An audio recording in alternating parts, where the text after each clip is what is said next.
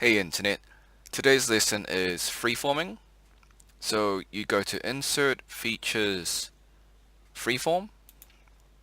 We select the surface. We'll pick Movable for this edge. And then you just left click hold. And then you just move your cursor with the arrows, of course. And you can move it and you can freeform non-linear curves like this. And maybe you want to move tangent as well.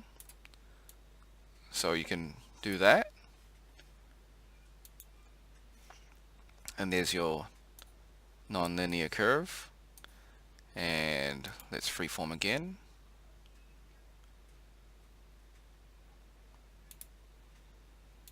So you can freeform on top of a freeform. So let's just do this again. And okay. So you can freeform inception, I suppose. Thanks for watching.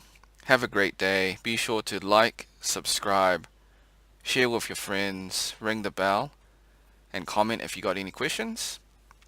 Until next time, see ya.